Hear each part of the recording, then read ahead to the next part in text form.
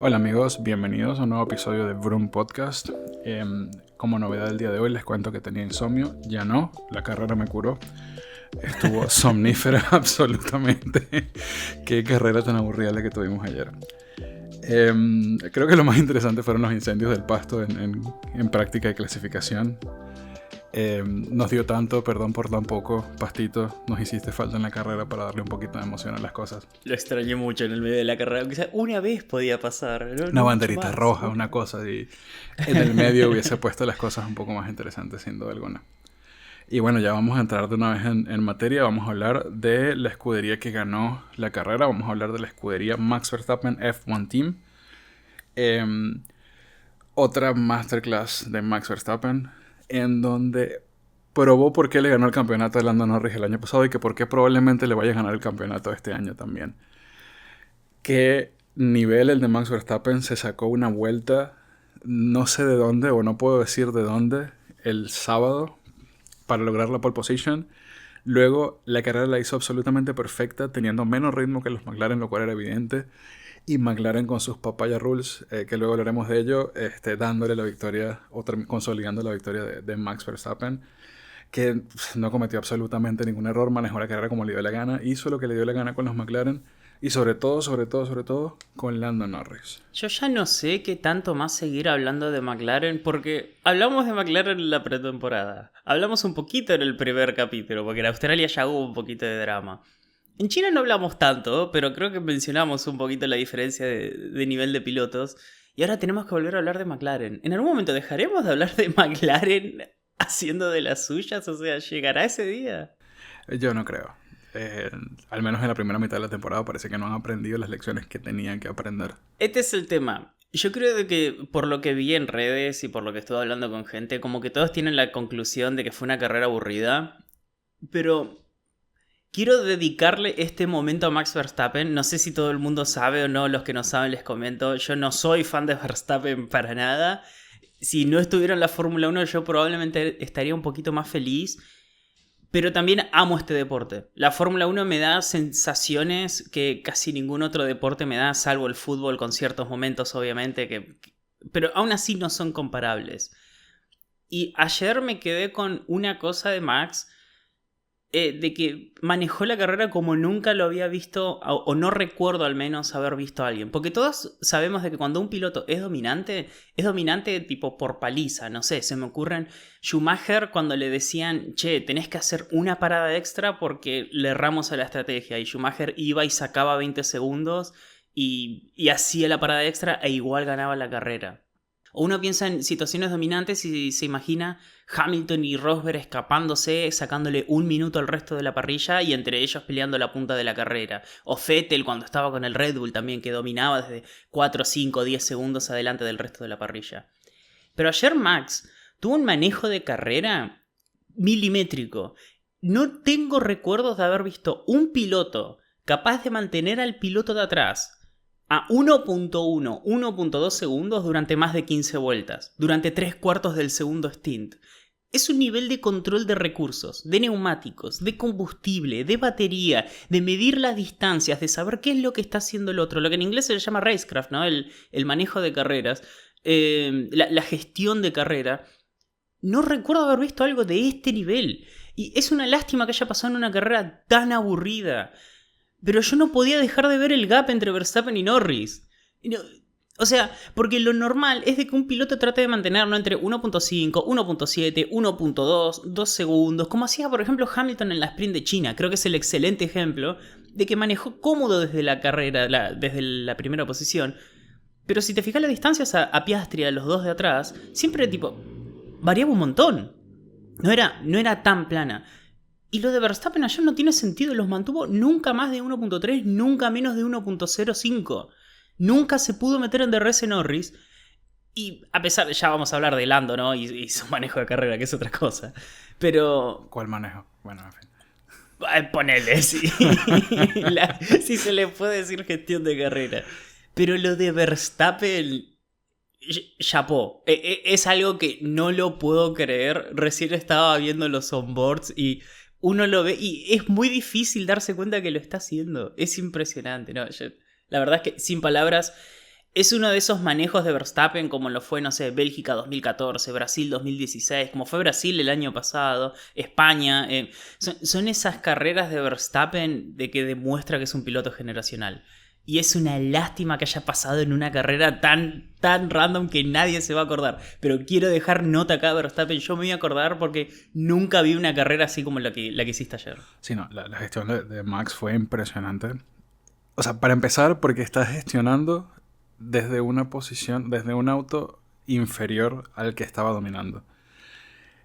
Haberlo hecho en un circuito tan técnico, él estaba como 15 pasos adelante del auto, creo que lo platicábamos un poco ayer, y la última vez que recuerdo a un piloto poniendo un auto 5 puestos más adelante de lo que le toca es probablemente Fernando Alonso en el 2012. Sí. Y en cuanto a la gestión de carrera, salvando las diferencias, la última que recuerdo parecida es la de Carlos Sainz en Singapur 2023, que fue la única carrera que ganó un equipo no Red Bull. Pero yo dudo que Carlos Sainz lo pueda repetir a voluntad. En cambio, sé que Max Verstappen lo puede repetir a voluntad cuando lo necesite. Y esa es la diferencia. 100%.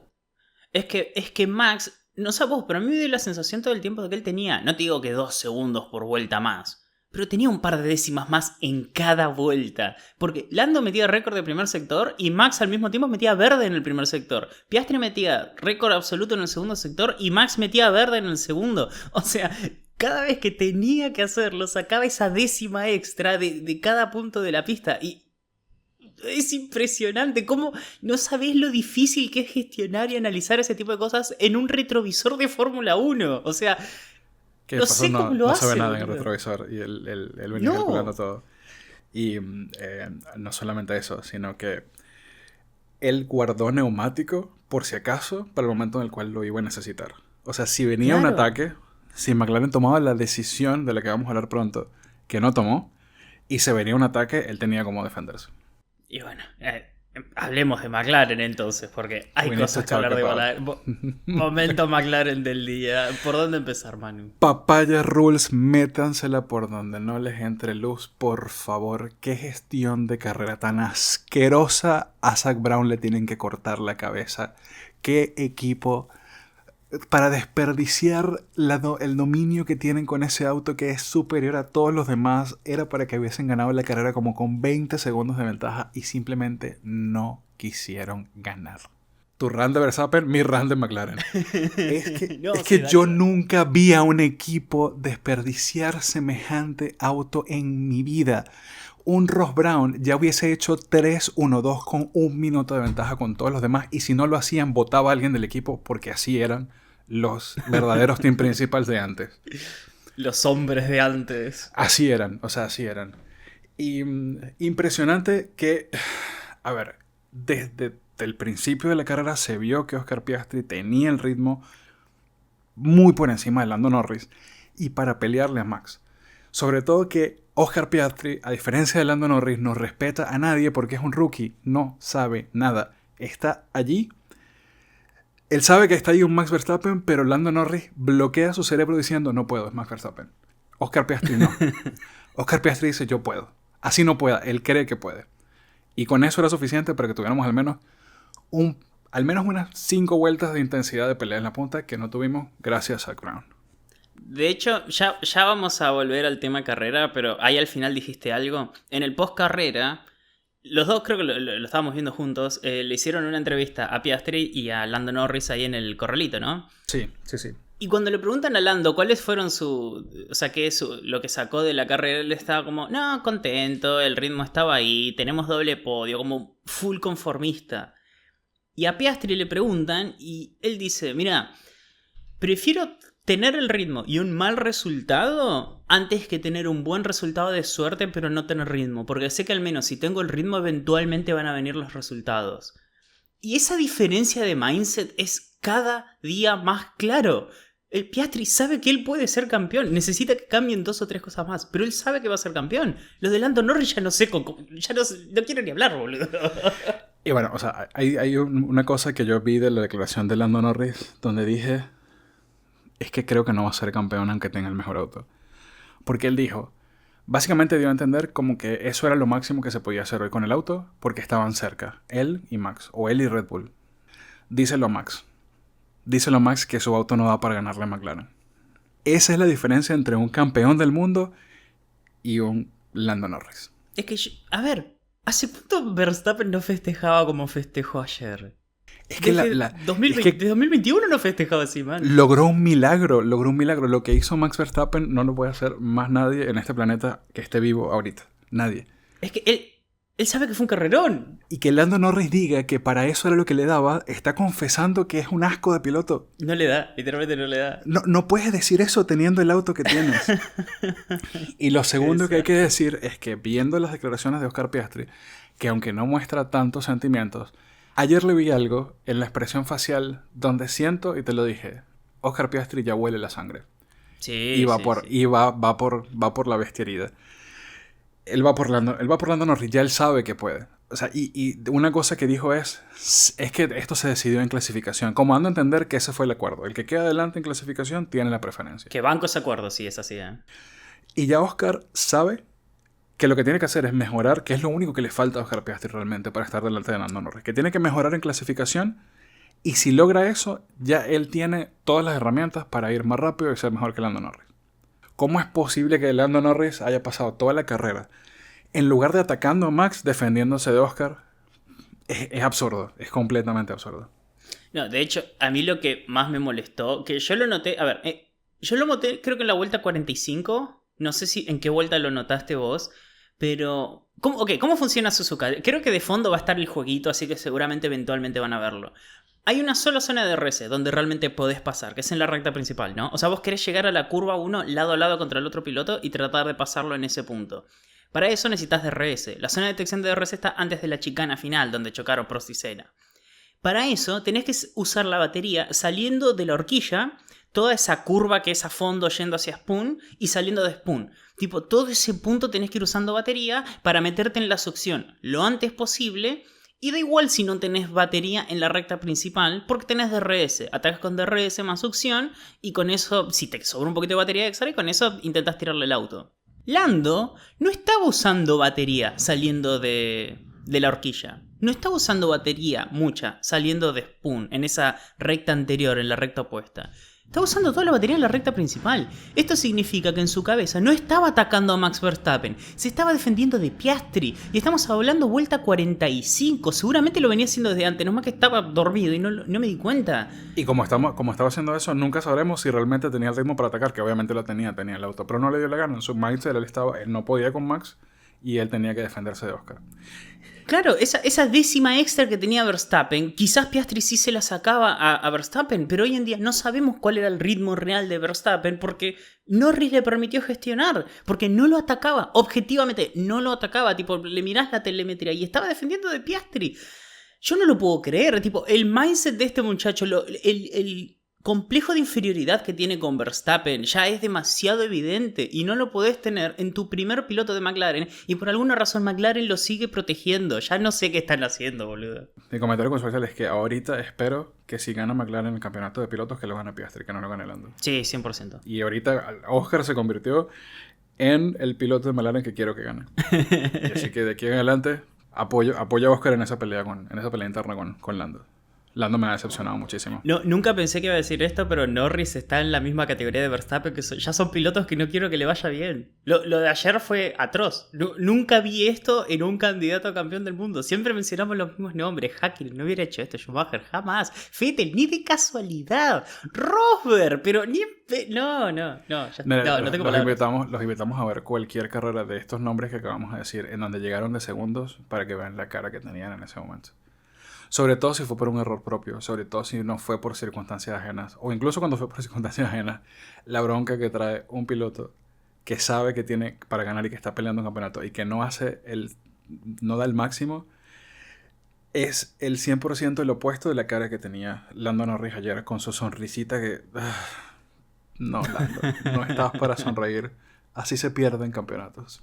No, así se pierden campeonatos. Más. Sí. Hablemos de otra cosa, ya está. No, ya está. No, me voy a deprimir, boludo.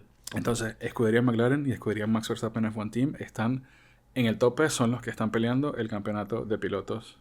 No el de constructores, porque la escudería Max Verstappen tiene un solo piloto. Sí. Y luego tenemos a los demás, que están El resto del en mundo. ritmo, que están en ritmo. O sea, ahorita en Japón estuvieron a 10 segundos, pero fue una carrera de gestión, no fue una carrera de dar una paliza, ¿no? Y en una carrera de gestión están aproximadamente a 10 segundos el siguiente equipo, que sería, bueno, serían Ferrari y Mercedes. Ferrari. Este es el lugar donde está Ferrari ahorita en cuanto a dónde está el auto, en cuanto al potencial que tienen ahorita, sin haber hecho absolutamente ningún desarrollo. Están a 10-15 segundos de la punta, tranquilamente. Leclerc dio lo que pudo y eso es lo que tienen, eso es lo que tiene ahorita Ferrari.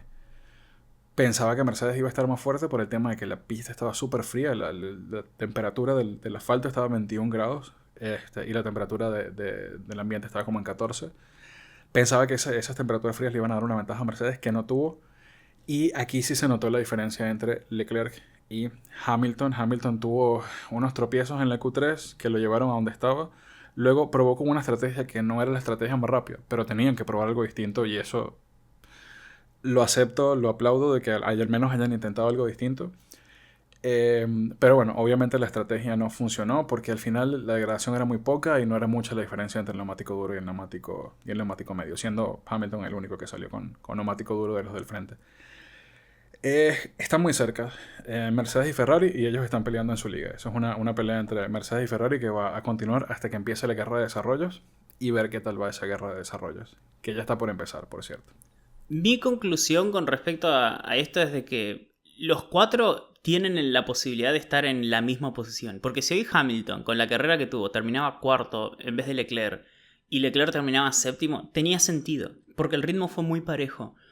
Y creo yo de que esta fue una de esas carreras donde los detalles estratégicos, incluso en carreras de una parada, te pueden significar puestos. Porque, por ejemplo, a Russell lo pararon una o dos, no, como un par de vueltas antes que Leclerc, no me acuerdo exactamente qué vuelta, y tuvieron la mala suerte de que calcularon mal y lo sacaron apenitas atrás de Tsunoda y Gasly, que estaban en la mitad de la tabla peleando por posición. Entonces no lo podía atacar a Tsunoda porque tenía el DRS de Gasly y le tomó como 3 vueltas sacárselos de encima. Y con esas 2 vueltas extra que estiró Leclerc, le permitió salir adelante de ellos, no tener que lidiar con tráfico y tener un poquito más de neumático al final de la carrera. Y si te fijas la distancia al final, Russell terminó a 1.2 de Leclerc. O sea que si no hubiera tenido que lidiar con el tráfico, si lo paraban 2 vueltas después, como lo hicieron con Leclerc, quizás Russell sí tenía el ritmo para pasarlo a Leclerc, o sí tenía el neumático como para ir a atacarlo. O Está muy capaz de que parejo. los autos están tan cerca de que no le hubiera dado para atacarlo. Pero están ahí nomás. Sí, están bastante cerca. Pasa que, bueno, los errores que cometió Ferrari en las dos primeras carreras que yo estoy tratando de olvidar por mi bien psicológico, no hacen que eso se refleje en el campeonato, pero es lo que les decíamos, ¿sabes? En cuanto al ritmo del auto, a dónde está el auto y el potencial que tiene, esa es la realidad, la que vimos en la carrera del día de ayer. Tenemos a McLaren en una liga junto con Verstappen y luego tenemos un paso atrás a Mercedes y Ferrari. Objetivamente el Red Bull está detrás de esos dos autos, pero cuando tienes un piloto generacional como Max, te pone el auto en un lugar absolutamente incoherente comparado con su verdadero rendimiento. Es que de hecho yo al Red Bull ni siquiera sé si lo pondría cuarto hoy en día. Creo que es oficialmente un equipo de mitad de tabla. Porque cuando lo tenés a Tsunoda, que termina P12, estuvo P13, P14 toda la carrera, sufriendo para pasar al Pins, sufriendo para perseguir a Aston Martins, no siendo capaz de alcanzar Williams y Racing Bulls y Haas. Eso es un auto de mitad de tabla. O sea, eso es algo digno justamente de Gasly en un Alpine. Eso es digno de Berman en un Haas. No debería de ser lo del cuarto mejor auto del mundo, ¿no? Claro, igual creo que si tuviesen un piloto que tuviese la experiencia de al menos un año más en el auto y un piloto más experimentado, probablemente estaría constantemente en los puntos, pero sin duda alguna estaría como entre séptimo, octavo, noveno lugar. Y esta fue la primera carrera de Tsunoda con un auto que todos sabemos que es difícil de manejar. Y bueno, ya que estamos, hablemos de ese intrincado que hay entre que ya parecen un solo equipo los cuatro autos. Entre Vicar, bueno, los tres autos. Entre Vicar, Lawson, Hadjar y Tsunoda. Empezando hablando de Tsunoda, aunque se ve como que es otro más que tampoco puede, yo no lo plantearía así, viendo cómo evolucionó el fin de semana.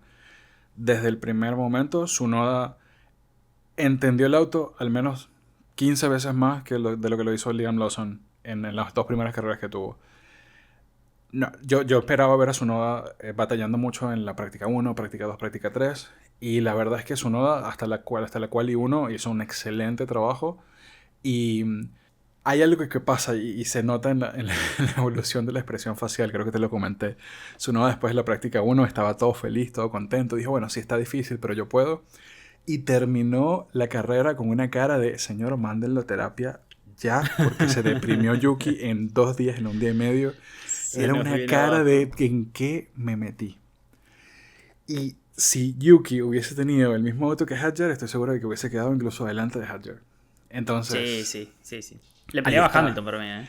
Ahí está el struggle que tiene ahorita el Red Bull, el equipo Red Bull, que no es el mismo que el equipo que tiene Max Verstappen, es otro. Este equipo Red Bull, que es donde está montado Tsunoda, tiene problemas, pero creo que Yuki mostró signos de que puede ser la persona que ellos necesitan para acompañar a Max. Creo que ya el campeonato de constructores de Red Bull, dadas las circunstancias de pilotos que tienen, deberían estarlo descartando prácticamente y enfocarse en tratar de que Max pelee hasta el final del campeonato de pilotos. Pero su noda creo que no está tan mal como si tú ves el resultado de la carrera y dijiste, bueno, quedó de 12, no hizo puntos, está justo un paso delante de Lawson. Pero no es, esa no es la fotografía. Hay un video de un fin de semana en donde se ve que Tsunoda está por delante de lo que mostró Lawson o del potencial que tenía Lawson hasta el momento en el que estuvo en el Red Bull. Y creo que, creo que lo va a lograr. Tengo fe en Yuki. Sí, cuando durante la carrera y ni bien terminó, mi conclusión fue esa. Si vos mirás la grilla, es Berman, Alonso, Tsunoda, Gasly, todos en el mismo tren. Era el tren Berman, ¿no? Que no lo podían pasar porque el ritmo es demasiado similar entre los autos de mitad de tabla. Berman fue limpio, Suzuka es difícil de pasar. Pero mi conclusión es esa. Tsunoda estuvo en ritmo de puntos. Objetivamente, en carrera tenía el ritmo de puntos. Pasa que la clasificación lo dejó. Decimos quinto, era muy difícil la situación de meterse en puntos en Suzuka. Más cuando hay estrategia de una parada, entonces se gestiona toda la carrera. Pero esto para mí ya lo deja a Lawson afuera, no solamente de Red Bull, sino de la Fórmula 1. Porque lo expuso. Lamentablemente lo expuso a Lawson. Y si le das 3-4 años a Lawson para desarrollarse, va a pasar lo mismo que está pasando ahora con Albon. De que todos dijimos, che, Albon va a perder con Sainz y lo está educando. Albon está P7, P8, creo que en el campeonato, en el campeonato de pilotos está P7. Pero sobrado por arriba de Sainz. Y yo creo de que ya lo expuso a Lawson. O sea, no creo que ningún equipo le quiera dar ese lugar. Para mí Lawson va a tener suerte si termina este año en Fórmula 1. Porque Hadjar terminó octavo. Tsunoda terminó 12º en su primer fin de semana con un Red Bull. Y Lawson 17º. Ya Sí. no sé. No, Y hay bueno, con qué darle. y ahora que mencionas a Hadjar, chapeau, mon ami. Qué buena carrera de Hadjar. Ha ido ascendiendo desde su debacle allí en Australia, tuvo una actuación mucho más decente en China y este fin de semana se encontró con el auto, hizo una actuación, la verdad es que remarcable desde la clasificación, un momento en el que a Hamilton le costó bastante adelantarlo. Igual, hay poca diferencia entre los autos, pero sin embargo, un rookie cualquiera viendo a un 7 veces campeón del mundo que te quiere pasar por los retrovisores sucumbe ante los nervios, ante la presión, pero no fue el caso de Hadjar, así que me sorprendió muy, muy, muy gratamente Isaac en este fin de semana. De hecho, a ver, me voy mucho para atrás, pero lo uso de ejemplo. Si vos ves la largada de Bortoleto está como, no, ok, no, está bien, ok, sí, pasa, no quiero chocar. Ay, se me mueve el auto, tengo el neumático frío. No, ok, sí, vos también pasá. Y perdés como 4 posiciones ahí de una. Eso es lo que normalmente uno espera de un rookie en una largada con pista fría, con parches de agua, con neumáticos congelados. Hadjar no, Hadjar estuvo tipo, no le quería sacar el auto a Hamilton, Hamilton tuvo que pelearla para pasarlo a Hadjar en pista y no perdió ninguna posición más, o sea, impresionante. O sea, se sigue notando que es un piloto rookie, porque creo que el ritmo del auto da para un poquito más, pero cómo gestionó la carrera, la fortaleza mental que vos, hasta se podría decir que corrió con huevos, o sea, es impresionante lo de Hadjar. La verdad es que excelente fin de semana. Tuvo sus contrapiés, tuvo sus altibajos. Y aún así el resultado final es mejor de lo que cualquiera hubiera previsto. Yo creo que eso habla de la fortaleza mental que está teniendo Hadjar. Y hablando de huevos, casi dejan a Hadjar sin huevos el sábado con los problemas que tuvo en la práctica y el No, sí, cinturón de pobre. seguridad, pero bueno, se sobrepuso a No, todas la esas cara. cosas que pueden destruir el build-up del fin de semana de cualquier rookie y él lo hizo bien. La cara de dolor que tenía en la Q2, lo sentí, lo sentí. Y eso que no lo puedo sentir al nivel de Hadjar, pero lo sentí. Y bueno, nada, el siguiente equipo que vamos a hablar es de Williams. Nada más que tengo malas noticias para los fans de Williams. Estaba viendo las noticias y Albon reportó que tiene severos dolores de espalda después del Gran Premio. Le duele la espalda de cargar con el peso del equipo que lleva desde Australia, porque Sainz ha hecho un solo punto de los 19 que tiene Williams, él ha hecho los otros 18. Qué bien, Albon. Mira, me cerró la boca y me lo merezco por haber no confiado en él y haberle menospreciado tanto al principio de la temporada, pero la verdad es que en vez de Sainz jubilar a Albon, creo que Albon va a terminar jubilando a Sainz y Sainz no se pone en las pilas de aquí a unas 2 o 3 carreras. A ver, en nuestra defensa, creo que como 5 veces dijimos, es el final de Albon, Sainz lo va... Pero una vez, al menos una vez, si podemos armar el clip donde dijimos, es el año donde Albon tiene que demostrar que está a la altura. Y lo está haciendo. Sumó las 3 carreras. Sí, sí. Está séptimo en el campeonato. Está bien de que Ferrari lo descalificaron y se le dio puntos extra. No se le quita el mérito. Él estuvo en posición top 10 3 carreras seguidas con un Williams, muchachos. O sea, puso noveno en ritmo sobrado. Un Williams que es, si no es el auto con menos carga aerodinámica, con menos eficiencia de carga aerodinámica, pega en el palo. Que quizás el Sauber es peor. Pero lo del Albon, ya está. O sea, ¿qué más se puede decir? Y bueno, sí, yo recuerdo que la primera temporada de Carlos Sainz con Ferrari le costó al menos media temporada adaptarse al auto. Creo que le está costando igual. Igual siendo objetivos, creo que cuando logre integrarse perfectamente con el auto y con el manejo y en general cuando vengan los desarrollos, creo que vamos a ver al Sainz que todos estamos esperando ver. Pero no es fácil cambiar de un equipo a otro, no es fácil adaptarse. Y bueno, es algo con lo que está luchando Sainz. Igual, como cualquier otro piloto en la parrilla ahorita, tiene que dar un paso adelante, tiene que ponerse las pilas porque el campeonato está bastante reñido, sobre todo en esa parte media de la parrilla. Creo que podemos empezar a decir, es el año donde Sainz tiene que demostrar que está a la altura, porque tiene un rival como Albon. Si no lo demuestra, ya lo podemos Sainz empezar a decir. Sí. Y otro que nos está dando mucho de qué hablar es Haas, especialmente en la butaca de El Niño Oso de Oli Berman. Qué buen fin de semana tuvo Oli, que ha crecido igual que Hadjar, ha tenido una curva ascendente desde su problema en Australia, dio un paso adelante en China, dio 5 pasos adelante ahorita en la carrera de Japón, hizo todo bien y sobre todo es que está dándole lecciones a Ocon, le está dando una muy buena lección de humildad en cuanto a las palizas que le está dando en clasificación en la tabla a Ocon. Muy, muy buena carrera de Oli. Se le ve contento, se le ve cómodo con el auto. Y bueno, creo que está haciendo lo que tiene que hacer para que cuando Hamilton se vaya de la escudería o Leclerc o quien sea que se vaya, sea considerado como un posible reemplazo allí en Ferrari, que es lo que él está haciendo con su carrera siendo piloto de la Academia Ferrari. Bien por Oli. Es que a ver, en su tercer carrera este año con este auto exactamente, ya ven, sé que tuvo carreras el año pasado, ¿no? Pero le sacó 30 segundos a Esteban Ocon. No es fácil eso. Mirá que Ocon es un muy buen piloto. Hemos visto que Ocon te puede sacar... Ganó una carrera merecida con ritmo, más allá de lo que pasó con la lluvia, Hamilton, lo que quieras esa carrera. Le sacó 30 segundos en una pista complicada, manteniendo a Alonso, a Tsunoda en un Red Bull y a Pierre Gasly en un Alpine atrás durante como 10-15 vueltas al final. La verdad es que para mí ya, o sea, no digo que ahora está a la altura, pero ya demostró de que tiene el potencial para ser un piloto de los de adelante sin problemas. Así como Antonelli tuvo un excelente fin de semana yendo de poco a mucho, tipo yendo de menos a más. Berman está a la altura, para mí está en la misma conversación con el mismo potencial que Antonelli y es cuestión de tiempo hasta que llegue a Ferrari nomás. Otro equipo del que tenemos que hablar, y no por cosas buenas precisamente, es de Aston Martin. Aston Martin tuvo un fin de semana en el que se mostró su ubicación en cuanto a dónde está su auto. Y volvieron los problemas de Stroll, que era lo que conversábamos en algunos episodios anteriores, en donde Stroll tuvo 2 fines de semana geniales y dijimos lo que se le pide a Stroll es que el día que el auto no esté, él se desaparezca y haga lo que hizo ayer. Estaba el único piloto doblado que hubo en todo el Gran Premio, muy, muy lejos. El único piloto en hacer 2 paradas. Además. Y bueno, el nano que vimos ayer es el nano que siempre va a estar allí y en el que puede confiar el equipo, pero es que Stroll de repente se desaparece y por eso es que no... Si no tuviese al papá dueño de escudería, ya hace mucho rato lo hubiesen sacado, por cosas como las que pasaron ayer. Esta es una de las carreras que de las que hablábamos en las predicciones antes de temporada, donde Aston Martin no estaba para puntos, Alonso iba a estar P11 a P13 porque es Alonso, terminó P11, y Stroll iba a estar al fondo porque es Stroll, y está P20, o sea... Esto es lo que esperábamos cuando...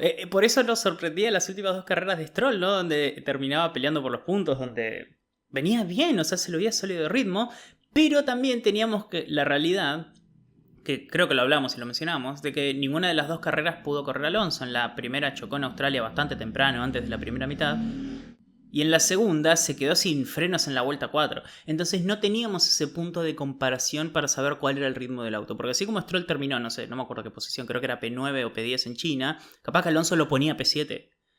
Pero nunca lo vamos a saber porque no estaba Alonso. Hoy pudimos ver a Alonso y pudimos ver a Stroll, y definitivamente la diferencia de ritmo individual sigue estando donde todos creíamos que estaba. Sí, aunque muchos dudaron, el Nono/Nano sigue siendo el piloto en el que puede confiar, Aston Martin en esta etapa.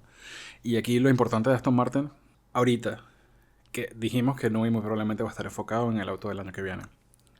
Pero también es una oportunidad para Newey para afinar la estructura que van a utilizar para implementar los desarrollos, que es el problema que tiene Aston Martin desde los últimos 2-3 años. Y este año ni siquiera fue así, pero antes empezaban con un auto bueno que en lugar de mejorar empeoraba. Ahorita tienen un auto que empezó con el pie izquierdo y necesitan hacer, aunque sea hasta mayo, y en mayo abandonen, pero tienen que hacer una pequeña carrerita de desarrollo para tratar de hacer puntos para este año. Y probablemente Newey, aunque no se meta de lleno en eso, pudiese darles las herramientas para mejorar el proceso que tiene Aston Martin para implementar mejoras. Y bueno, los que sí tienen que mejorar, pero urgente, es Alpine. Yo no me los esperaba que estén tan atrás al principio de la temporada. Esta carrera fue como bastante estándar. Esta es una carrera donde Gasly ya tendría que estar P10. Y está P13. Sí. Y Doohan... Ok, ¿sabes qué? Voy a hacerlo. Voy a felicitar a Doohan. No por el resultado final de la carrera, pero el primer stint que tuvo fue muy sólido. Y no fue un stint fácil. Arrancó con blandos, tenía muy buen ritmo. Le pusieron temprano a los duros y tenía muy buen ritmo. Era lógico, eventualmente no pudo gestionar. Sabemos que Alpine tampoco es un buen auto gestionando. Y eventualmente se cayeron los neumáticos. Aún así terminó 19 segundos atrás de Gasly, que es donde uno esperaría que esté Doohan. Pero en la primera mitad de la carrera estuvo en ritmo. Y fue un fin de semana muy difícil. Yo todavía no puedo creer de que Alpine lo bajó a Doohan en vez de a Gasly en los libres unos para subir a Hirakawa. Eso es a propósito. Está bien, subilo a Hirakawa por los sponsors y lo que quieras, pero no, objetivamente no le podés sacar los libres 1 a tu piloto rookie en una pista que nunca tocó. Es criminal. Se vio muy mal. O sea, se vio como una puñalada que le metieron a haber bajado del auto en la FP1 y luego se notó que sí necesitaba esa FP1 Jack Doohan. Y bueno, empezamos a hacer conjeturas. Yo creo que lo que habíamos dicho de Doohan debajo en X carrera, creo que se va a cumplir. Creo que probablemente Bahrein sea un último examen, una última evaluación para Doohan, pero no se le ve bien. O sea, no se le ve futuro ahorita. Aunque no ha hecho un trabajo terrible como rookie, porque evaluándolo como rookie, objetivamente, así como estamos evaluando a Hadjar, a Kimi, no está mal. No. O sea, sí está lejos de su compañero de equipo, pero no está abismal, no es Lawson en Red Bull en las 2 primeras carreras. Es que a ver, es que con una estrategia objetivamente mala, porque largar hoy en día con blandos, por más fría que esté la pista, no es ideal. Estuvo a 20 segundos de Gasly. Berman le sacó 30 segundos a Ocon. Hadjar, déjame revisar, le sacó casi 45 segundos le sacó Hadjar a Lawson. Estuvo a 19, no es mucho, no es una locura. Colapinto su primera carrera contra Albon estuvo a 14 segundos. Esos 5 segundos no es mucho en una carrera. La verdad que la gestionó bien. Tipo, es el ritmo que tiene que tener un rookie.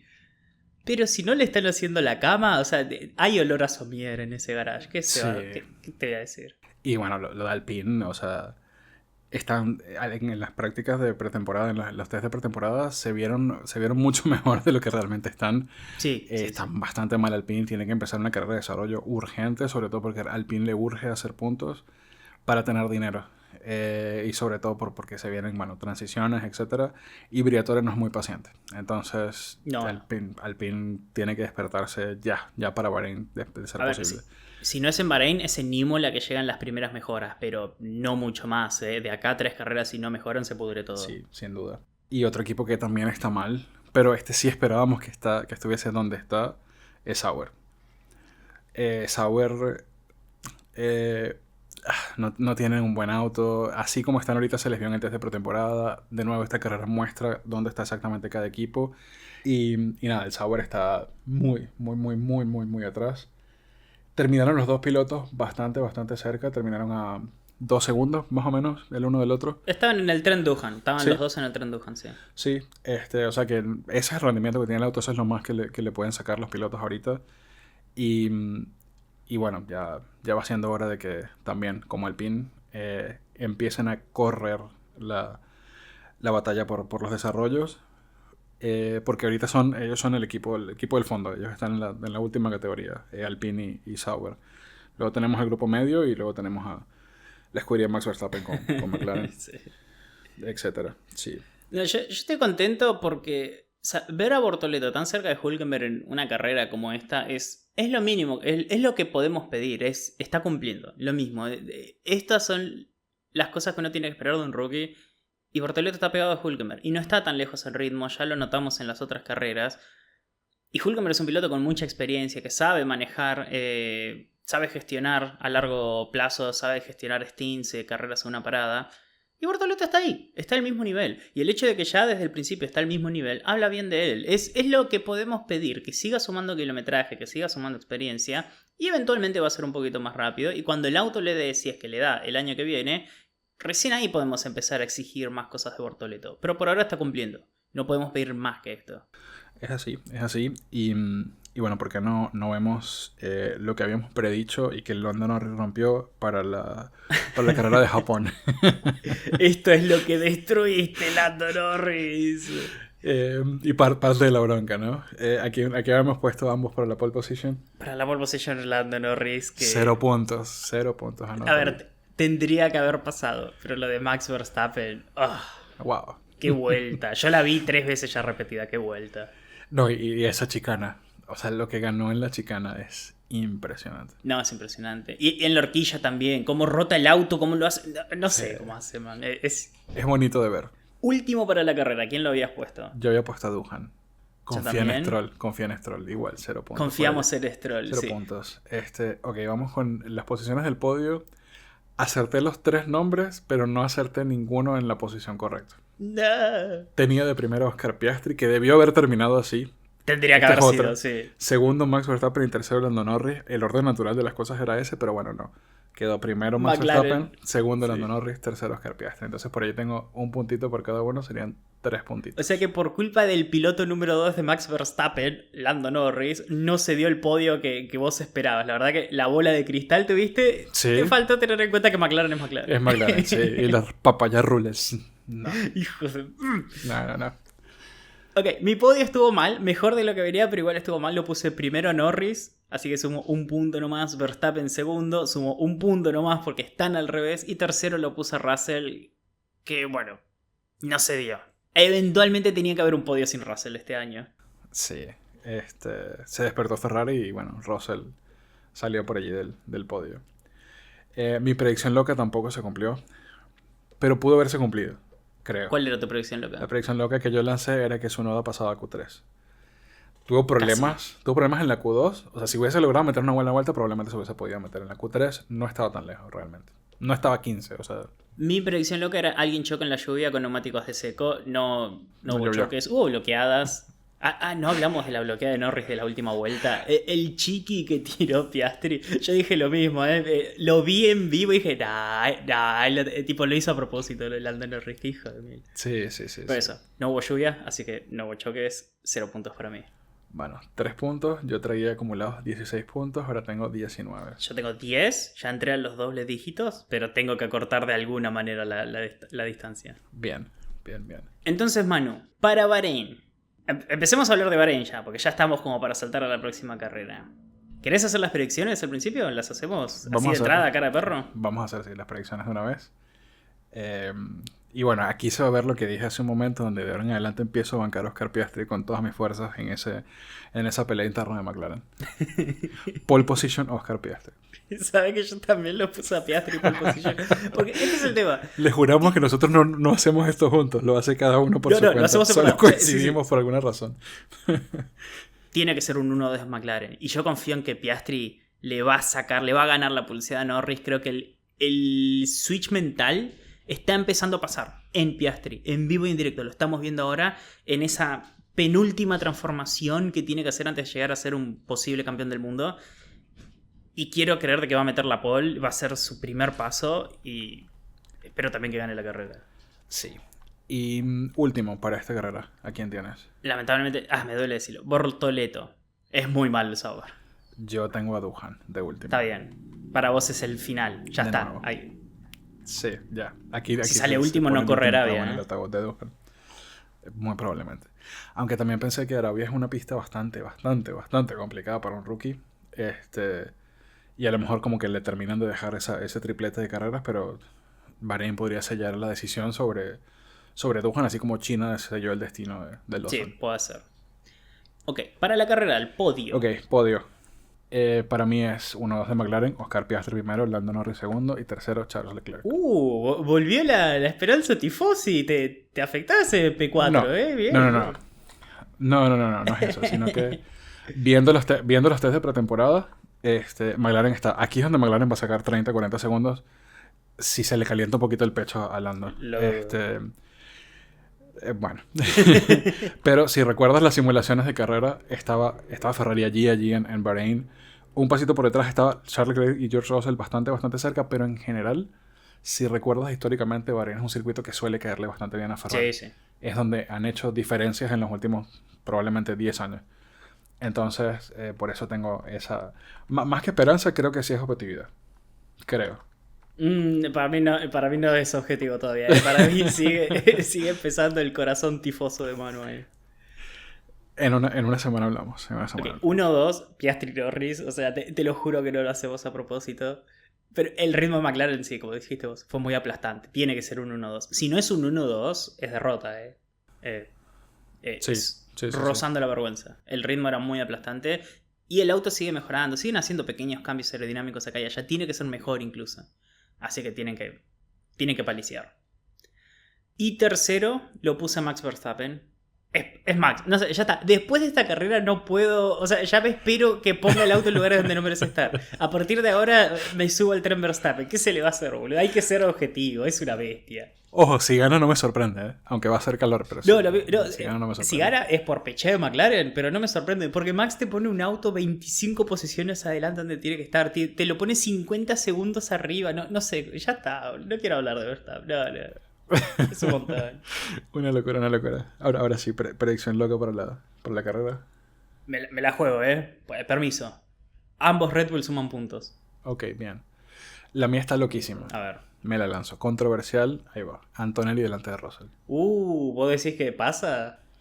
Ya pasa. Puede ser. No, Japón fue... Yo creo que tendríamos que haberle dedicado 10 minutos al fin de semana de Antonelli. No lo hicimos porque teníamos que llegar acá. Pero qué fin de semana de Antonelli, No, pero es que esa hizo como 20 vueltas de clasificación al final del Gran Premio. Tenía un ritmo aplastante, gestionó neumáticos, hizo absolutamente... O sea, lo único es que comete los errores de un rookie en el build-up, claro, en la práctica, en la clasificación, y eso termina por impedir que su resultado muestre su verdadero potencial. Claro, pero acá en Bahrein ya hizo el build-up, hizo 200 y casi 300 kilómetros, entonces ahora va a ser el ritmo verdadero de Antonelli. Por eso aquí llega con experiencia, Sí. Y Russell es muy bueno en este momento, pero... Es por eso, es una predicción loca. Ok, banco, no me parece Antonelli tan loca. A mí si me preguntás, para mí es más loco que 2 Red Bull queden top 10, pero bueno, veremos. Claro, sí, sobre todo. Pero bueno, Tsunoda conoce bastante bien Bahrein, no se le ve tan mal, así que espero que se cumpla tu predicción. Y bueno, Martín, creo que no hemos estado tan desacertados con las predicciones. Veamos cómo nos sigue yendo en este fin de semana de Bahrein. Y vamos a empezar a hacer esa nueva tradición del podcast de hacer el vuelta a vuelta en Bahrein. Bahrein es un circuito bastante interesante que llegó a la Fórmula 1 en el año 2004 Se corrió por primera vez de noche en el año 2014. Y un problema que tenían los equipos haciendo los test de pretemporada en Cataluña o en Jerez era el tema del invierno y las temperaturas bajas que no se replican durante el calendario. Bahrein, por estar en el medio del desierto, generalmente tiene temperaturas altas y por eso en algún momento decidieron comenzar a hacer las pruebas de pretemporada aquí en Bahrein. Es un circuito que ya los equipos conocen perfectamente, tienen toda la data de las pruebas de pretemporada que acabamos de ver en febrero. Y nada, dicho eso, vamos a empezar a... bueno, otro tema es que se han corrido diferentes configuraciones del circuito. Esta, la del Endurance y la del Outer Circuit, que es un circuito tipo óvalo bastante corto, que en su momento tuvo como 83 vueltas y que fue la primera victoria de Sergio Pérez en el Mercedes Rosa. Carrerón. Y dicho eso, arranquemos con el vuelta a vuelta, Martín, nuestro piloto de pruebas, que está a 2 simulaciones perfectas más de que lo contrate Red Bull para el Gran Premio de Monza. Hey, vos viste de que cuando recién estaba entrando en color metí un par de violetas. El ritmo sí, está. sí, Ojo. sí, hay talento. Hay para talento. mí Lawson tiene los días contados. Sí. Solo te falta un buen patrocinador. Háblate ahí con Globo en Mercado Libre a ver qué logramos. No sé si Globo.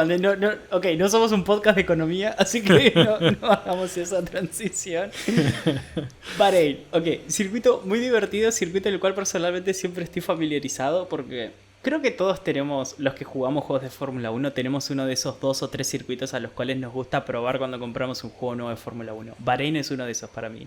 Es Bahrein, Australia, porque solía ser la primera carrera de la temporada, y Brasil, porque me encanta Brasil, es un circuito que lo adoro. Pero Bahrein es uno de esos circuitos. Y como decía vos, como los pilotos hicieron las pruebas de pretemporada acá, se lo van a saber de memoria. Entonces, es un circuito muy dinámico, con muchas oportunidades de sobrepaso, con frenadas muy, muy importantes. Este es uno de esos circuitos donde cada frenada tenés que configurarlo específicamente para esa frenada, porque es muy dinámico y está buenísimo. Y todo arranca acá en la primera frenada. Curva 1, 2 cosas a tener en cuenta. Espera, la primera, ¿me pasé o está acá todavía? ¿Dónde está el speed? Ok, no, está allá adelante, ok. Esta pista en particular, lo que tienen las frenadas es de que creo que las zonas de detección de DRS están todas en el medio de la frenada o a 2 metros de frenada.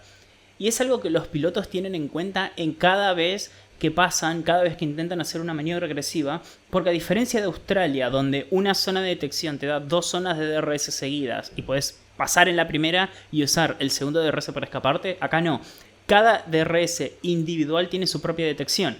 Entonces, en la recta principal, nosotros llegamos con DRS, pero ahora van a ver dónde está la zona de detección de DRS. Primero vamos con la frenada. Los autos acá obviamente llegan en octava, a arriba de 320, 330 km por hora, dependiendo de la configuración de cada auto. La frenada suele ser a más o menos 130 metros en modo de clasificación. Acá en carrera suele haber mucho lift and coast, que es cuando cuidan combustible. Pero eso, la frenada va a ser un par de metros adelante donde empieza el piano. 130, 135, 125 metros. El balance de frenada vos acá querés que esté lo más adelante posible para poder hacer la transición suave hacia la curva 1, que es hacia la derecha. Entonces acá es donde vamos a ver muchas bloqueadas. O sea, yo creo que podríamos hacer un drinking game en la carrera de Bahrein, de que cada vez que hay una bloqueada, tipo tomamos un shot, incluso en clasificación, y salimos borrachos sí o sí. O sea, bloqueadas por doquier acá. 130 metros más o menos la frenada. Van a bajar obviamente desde octava hacia tercera. Y acá tenemos la línea blanca. Acá, a 70, 60 metros, está la zona de detección de DRS. Entonces, este es el punto donde si el auto está atrás del otro a menos de un segundo, va a poder atacar en la siguiente zona. Entonces, muchas veces lo que vemos acá es pilotos que frenan antes de los 130 metros, pero le ponen la nariz ahí nomás, tipo pegado al otro auto, y le tiran el auto por adentro para poder pasarlo con la siguiente zona de DRS. Entonces, por ejemplo, yo soy el auto defendiendo, estoy acá, y el auto atacando está, ponele que acá, ¿no? Por adelante, pero medio metro, medio auto atrás. Entonces, pasan la zona de DRS por atrás, estiran la frenada, le ponen el auto acá a lo Max Verstappen en 2022 a Leclerc, y tienen DRS para la siguiente zona. Entonces, esto es algo con lo cual los pilotos juegan cada vez que hacen sobrepasos en la curva 1. Es muy entretenido el juego de gato y ratón para ver quién tiene DRS. La curva en sí es una curva bastante estándar. Ya les digo, si no bloquean los delanteros, la delantera derecha que suele ser la que bloquean, pero a veces hasta tocan el piano y bloquean la delantera izquierda. Van a doblar en tercera marcha hacia la derecha. Querés venir lo más cerrado posible, pero sin tocar el piano, porque el piano te desestabiliza mucho el auto porque tenés que empezar a acelerar lo antes posible, porque justamente ahora viene otra recta con DRS donde la velocidad máxima es muy importante. Este es un tilcódromo y en la mesa de diseño Tilke se dio cuenta de que una recta muy larga seguida de una curva con una frenada extrema significaba sobrepasos. Y es un punto Sí, tal cual. en el que vamos a ver muchos sobrepasos en la carrera. Es un punto en el que hemos tenido accidentes memorables. Uno de mi compatriota Pastor Maldonado, que se llevó puesto a Esteban Gutiérrez, no había algo, eso fue en el 2014. O sea, hizo lo que dijiste tú, puso el auto por dentro, pero en vez de doblar a la derecha, dobló a la izquierda. Por donde venía Esteban Gutiérrez, que no supo ni qué lo golpeó, dijo, "What hit me?" Y el auto de Gutiérrez dio como 3 vueltas, cuando eso no había halo, se vio bastante mal el accidente, pero bueno, era uno de esos accidentes que Maldonado siempre hace.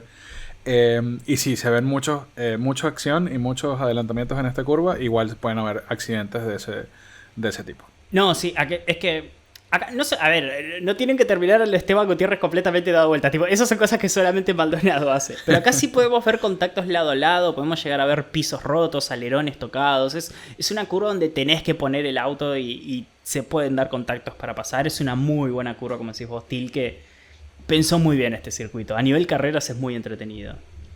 Entonces, acá hay 2 formas de hacer la curva. Si tu objetivo es hacer la curva rápida, vas a tomarla con la mayor velocidad posible y vas a terminar más o menos por acá. ¿Cuál es el tema? De que si haces esta curva, comprometes mucho la curva 2, que es hacia acá a la izquierda. Porque no puedes acelerar muy a fondo, porque fíjate de que no llegas a preparar bien la curva y terminas haciendo esto como muy cerrado. Entonces, tu velocidad punta al final de esta recta va a ser muy lenta. Entonces la mejor forma de hacer esta curva, la que se hace en clasificación, es... Uy, me fui. Le robé bastante el circuito. Es hacerlo un poquito más cerrado, ¿no? De que salís en tercera, te venís a la derecha lo antes posible y acá tratás de acelerar, no a fondo, pero 70-80% para hacer la curva 2.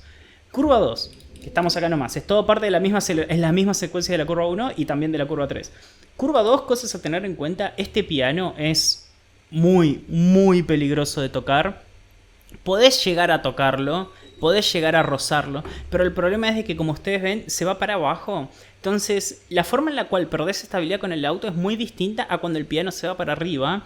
Y acá puede pasar lo que le pasó a Lawson, lo que vimos que le pasó a Lawson en los test de pretemporada, de que si llega a raspar el piso de mala manera y te mueve el tren trasero o el tren delantero, te lo tira para algún costado, perdés el control del auto instantáneamente. Entonces este es un piano en el cual no querés tocar, pero sí querés pasarle lo más fino posible. Tipo, querés acá, que la rueda esté en el borde del piano, sobre la raya blanca, pero sin darle muy duro porque te puedes estabilizar mucho el auto.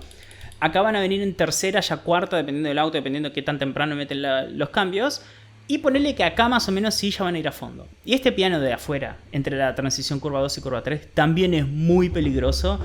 Lo podés usar, pero el problema de que acá, como todavía el auto llega poquito desestabilizado, no está completamente estable saliendo de la curva 2, si le das muy agresivo o si mordés con la trasera mal, esta diferencia, tipo esta mordida entre un piano y otro, podés perder el control, pero muy fácil, de los neumáticos traseros. Algo así es lo que le pasó a Grosjean cuando terminó en el muro de acá de la derecha, que seguramente ahora vas a hablar. Algo así le pasó a Mazepin en su primera carrera, que le dio muy duro a este piano, y su primera carrera terminó acá, en ese colchón de Leca, en la curva 3 de la vuelta 1, típico de Mazepin. Pero nada, son 2 pianos muy difíciles a tener en cuenta. Y bueno, la zona de DRS empieza allá adelante donde está el cartel, pero antes de eso pasemos por un momento, un lugar histórico, en el cual acá en el juego está cambiado a causa, ¿no?, de eso que pasó hace unos años. ¿Qué fue lo que pasó? En el año 2020 hubo el peor accidente que yo vi en mi vida en los años que yo vi Fórmula 1, que no voy a decir cuántos son porque se revela mi edad. Fue el accidente más grotesco que yo vi. Romain Grosjean venía por la parte externa en esta curva, se cruzó hacia la parte interna y en un choque que tuvo ¿con quién fue? ¿Con Kvyat? Creo que fue con Kvyat en esa curva. A ver, él se le metió a Kvyat, ¿no? O sea, no fue culpa de Kvyat, pero Kvyat lo tocó, sí. Y él terminó haciendo spins y terminó en en este murito de metal que había aquí, que ya no existe por esa razón, el auto se partió en dos. Si no hubiese existido el halo, Grosjean no la estaría contando, porque justo en el halo impactó esa lámina que se rompió, por la cual traspasó el auto, que se prendió en fuego porque el tanque de combustible está justamente donde el auto se fracturó en dos. Y en este accidente fue posible ver la integridad del monocasco que protege al piloto, y por qué son importantes las pruebas de colisiones que hacen al principio de la temporada. Porque se mantuvo intacto el habitáculo de Grosjean, y además de eso, toda la protección de ropa de seguridad que llevan, retardante de fuego, impidió que se prendiera en fuego Grosjean, que sí sufrió quemaduras, pero para nada las que hubiese sufrido en esa bola de fuego de combustible en la que estaba metido. Y creo que probablemente fue el minuto, 2-3 minutos más largos en la historia de la Fórmula 1. Todo el mundo estaba en silencio y todo el mundo dijo, se murió. El hecho de que Grosjean haya salido caminando de ese auto y haya pedido caminar a la ambulancia indica el nivel de seguridad que tienen esos autos, que es superlativo, es impresionante. Y ese accidente se los invito a ver, vayan a ver esa carrera del 2020, porque es súper impactante, súper, parece de película, parece que lo hubiesen guionado en Hollywood. Es horrible ese accidente. Literal es una explosión de Hollywood. A mí lo que más me sorprende, que recién lo estaba mostrando, todos los carteles de Rolex que acá vemos adelante, tanto a la izquierda como a la derecha, todos los carteles laterales eran estas láminas como que están acá, como decís vos, de metal. Es impresionante de que no haya pasado algo parecido antes, porque acá siempre hay toques, acá siempre hay despistes, acá siempre hay trompos. Pasa que teníamos la suerte de que la mayoría iban a parar en las camas de Leica que tenemos en la zona, las cuales ahora son más y más anchas todavía. Pero no, sí, fue, como decimos, un milagro entre comillas, pero la realidad es que es consecuencia de todas las mejoras de seguridad que hicimos a lo largo de los años. Los buzos antiflama, la ropa, todo, dándole cada segundo vital que necesitó. No le sobró ni 5 segundos a Grosjean porque no podía respirar, no tenía oxígeno. No, es impresionante. La verdad que el avance de seguridad que hicimos en los años es impresionante. Minuto de silencio. Bueno, minuto de silencio, porque realmente eso, a ver, recordando es importante, y además que eso terminó de acabar con la carrera de Grosjean, que lo voy a decir, ya, o sea, estaba esperando a que ocurriera un accidente así, chocó más que Maldonado, porque estuvo más tiempo que en la Fórmula 1 que Maldonado, solo por eso, pero chocaba tanto y era tan inseguro que ya esto determinó que Grosjean es un piloto peligroso que no puede seguir en la Fórmula 1. Y no siguió en la Fórmula 1 después de eso. Igual en ese incidente en particular fue un incidente de carrera, no es de que nadie tuvo la culpa de nada. Son esas cosas que pasan y que los autos se tocan y un auto se va en una dirección y la dirección en la cual se fue desafortunada. Pero como decís vos, Grosjean rompió una cantidad de autos de Haas incalculable. Causó millones en desgastes, en choques. En Drive to Survive, de hecho, creo que jodían con eso en las últimas 2 temporadas antes de que se vaya a la Fórmula 1, de que los gastos eran altísimos. Y bueno, si quieren ver el accidente espectacular, vean la repetición de la carrera. Si lo quieren ver dramatizado y exagerado, vean Drive to Survive. Porque ahí sí está como lloras con todo el fondo que le hicieron de drama al asunto, que bueno, sí. Es que durante el momento no mostraban nada, porque no sabían si estaba muerto o no. El único drama no exagerado de Drive to Survive probablemente es ese. Claro. No, pero yo me acuerdo de esos 10 minutos, 5, no sé, pero se sintió como 3 horas. Donde lo único que podían hacer era mostrar el pit lane, porque hubo bandera roja obviamente y estaban todos los autos formados en la calle de boxes.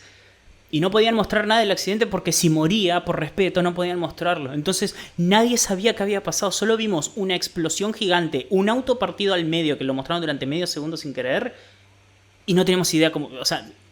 No, fue eterno. No. Creo que ver las caras de la gente era más preocupante que no ver el auto. O sea, las caras de la gente era de lágrimas, era de se murió. O sea, era de la cara de Gunther Steiner. Era wow. O sea, fue tétrico. Fue un momento horrible de la Fórmula 1.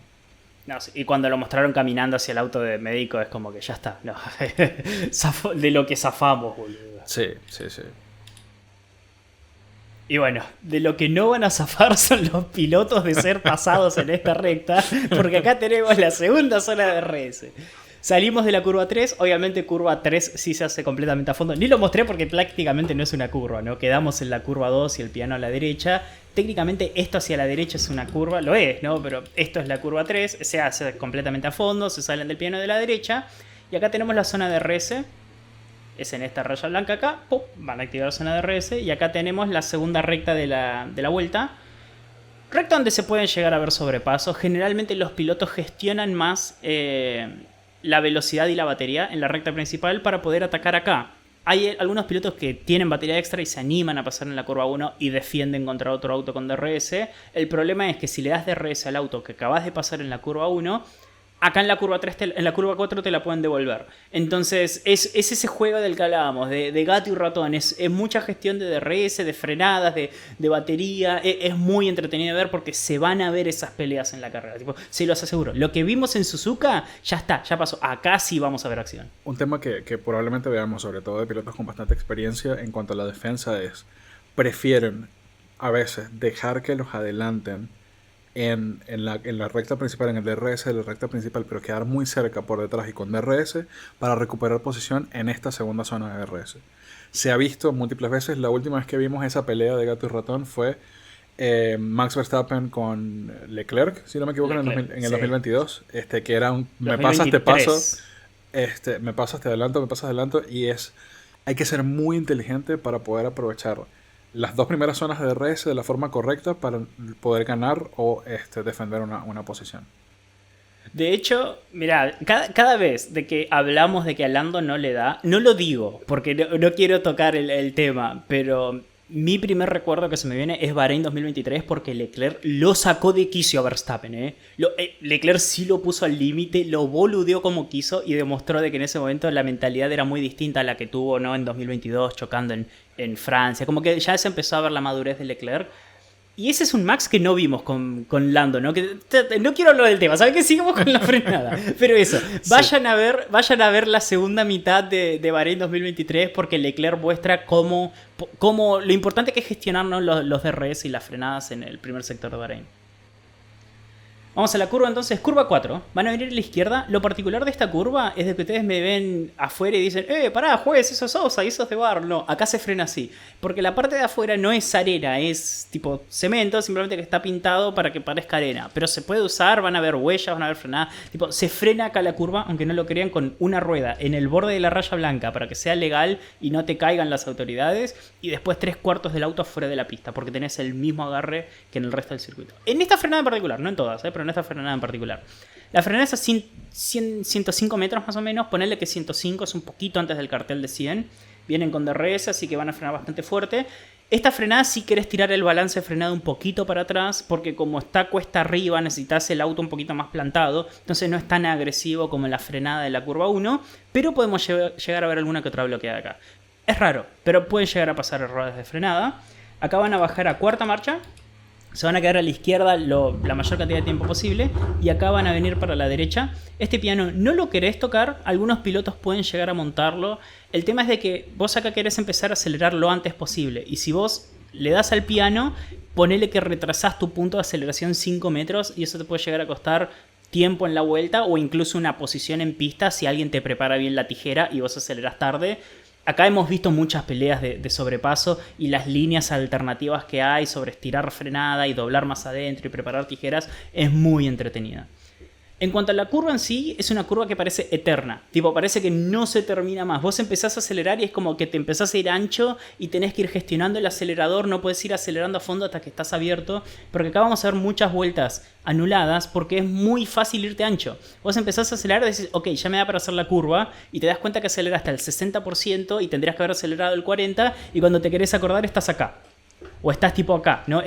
Afuera de la pista. Entonces acá vamos a ver muchos tiempos anulados. Acá en carreras se suelen ver apercibimientos de límites de pista. De hecho me acuerdo que había una vez donde... ¿Quién era que venía persiguiendo a Hamilton en Mercedes? Y Hamilton se pasaba en casi todas las curvas. Y el piloto atrás, que si no era Verstappen, era Leclerc, alguien, no me acuerdo. Que le venían diciendo tipo, hey juez, se pasó en esta vuelta. Y le decía todas las vueltas que me hicieron, acá se volvió a pasar, revisen acá. Y eventualmente no lo penalizaron a Hamilton, pero la realidad es que se veía como que se venía pasando, ¿no? Zafó de esa Hamilton. Creo que fue Verstappen, pero no me acuerdo. Sí, tampoco me acuerdo, pero sí, probablemente fue en esa pelea con Max. Creo que era cuando Hamilton todavía estaba con el buen Mercedes en 2021, que de hecho lo pasó a Verstappen prácticamente por afuera de pista, pero el reglamento, o sea, supuestamente estaba con las dos ruedas en la raya blanca de la derecha, entonces valía. Pero el auto de Hamilton venía tipo por acá, ¿no? Usando el piano. Pero eso, se usa toda la pista, se van bien anchos y acá llegamos a la curva 5, curva 6 y curva 7. Es toda una sola secuencia. A este punto van a llegar en sexta marcha, quieren venir lo más a la izquierda posible. Acá usas el piano en todas las curvas. También de Japa, no sé si vieron arriba a la derecha que cambió el color. Acá empieza el sector 2, en la rayita esta blanca que está un poquito más acá. ¿Dónde viene? Está por acá, está por acá. Ah, no es raya blanca, mirá, es mental nomás. Bueno, en fin. Acá empieza el sector 2, en algún punto de acá que no hay una raya blanca en el juego. Curva sexta, curva de sexta, se van bien a la izquierda, quieren frenar sobre el piano, es una frenada muy cortita, 15-20 metros. Van a venir para la derecha prácticamente sin acelerador. Cuando llegan al piano querés empezar a acelerar un poquito, muy suave pero un poquito. Con piano, acá usan todo el piano, usan toda la pista. Piano que puedes llegar a atacar. Y acá si ya querés venir a fondo lo antes posible. Curva 7 hacia la izquierda, piano. Tenés el volardo como punto de referencia de dónde está el vértice de la curva. Y en la salida querés usar toda la pista. Tipo, querés irte bien ancho, usar el piano, tener cuidado con la tracción acá. No vas a perder el control del auto, pero sí se te puede llegar a ver tipo los volantazos de pilotos acomodando el auto en aceleración. Pueden llegar a pasar acá. Sería difícil ver algún trompo. Y acá viene de una la curva 8. Entonces, si quieren ir hacia la izquierda lo antes posible, muchos autos no llegan a ir a la izquierda y prefieren de hecho frenar en diagonal. Lo ideal sería venirse para acá y tratar de frenar recto. Pero la realidad es que muchas veces salís con tanta velocidad de la curva 7, especialmente en clasificación, que terminás frenando en diagonal. La frenada es en algún punto donde empieza el piano y los primeros 10 metros del piano. Es bastante temprano. O sea, fíjense la secuencia cuando haga la vuelta rápida, van a ver lo rápido que pasa todo esto. Estamos hablando arriba de 200 por hora sobrado, es sexta marcha. Entonces muchos autos van a empezar a frenar acá más o menos, en algún punto acá, en diagonal, recto más o menos. Pero cuestión de que vos querés terminar la frenada acá más o menos. Acá querés terminar la frenada grave. Van a bajar a tercera, van a doblar hacia la derecha en la curva 8. Este piano lo podés llegar a rozar un poquito, es suave, pero como siempre, la estabilidad en la aceleración es lo más importante. Entonces lo ideal es no tocar el piano y empezar a acelerar acá más o menos. Es otra acelerada eterna. Esta acelerada no podés llegar a pisar a fondo hasta que estás en cuarta prácticamente. Es como que vas con muy poquito de acelerador, de a poquito vas sumando, de a poquito vas sumando. Usás toda la pista. Este piano se puede acelerar sin problema, entonces lo usan, lo abusan sin problemas. Y acá ya llegan a cuarta y acá ya sí querés estar a fondo. Y acá venimos otra vez a una frenada muy particular. Esta, si no es la frenada más difícil de todo el año, pega en el palo. La curva 9 en sí es la frenada de la curva 10, que empieza en la curva 9 y termina en la curva 10. Acá vos el balance de frenada querés ponerlo lo más atrás posible. Yo personalmente en este juego uso 54, en Assetto Corsa he llegado a usar 51. O sea, necesitas el balance de frenada muy, muy atrás, porque venís con mucha carga. Acá llegan en sexta, por cierto. Venís con mucha carga en los neumáticos delanteros. Es cuesta abajo. Fíjense que vamos como hacia abajo, hacia la izquierda. Y no tiene mucho peralte. Entonces la distribución de peso es bastante pareja en los cuatro neumáticos. Y vos querés aplicar la mayor presión posible en la frenada. Que no es al 100%. Es entre 60 y 70 dependiendo del balance del auto. Dependiendo de cómo vengas, con el peso y todo. Entonces, cosas a tener en cuenta acá, es muy importante la patada inicial, que sea en un punto y con una fuerza justa, que no bloquee el neumático, porque es muy fácil bloquear el neumático. Quieren hacerla más o menos en este punto, que todavía es entrando en la curva 9. Entonces acá van a tirar, ponele, ¿no? 60% de freno. Si tienen suerte, no bloquearon el delantero izquierdo. Querés apuntar más o menos a la mitad del piano y de a poquito vas a empezar a ir doblando, pero muy suave, porque si doblas muy brusco, podés bloquear el delantero izquierdo.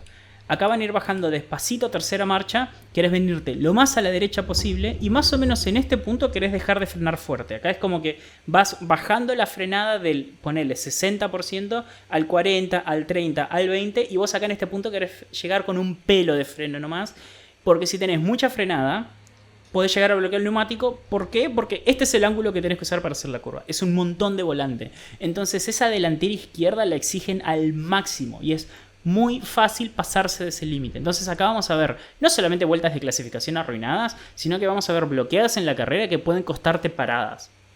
Probablemente veamos una sola parada otra vez porque los neumáticos Pirelli aguantan un montón. Pero si tenemos suerte, hemos llegado a ver estrategias de 2 paradas acá. Así que quizás si van a 2 paradas, este puede ser el motivo por el cual pasan una de esas 2 paradas. Una bloqueada muy fuerte que te arruina el delantero izquierdo y no lo recuperas más. La curva en sí se hace en tercera. Sí. Dale vos. Dos comentarios allí.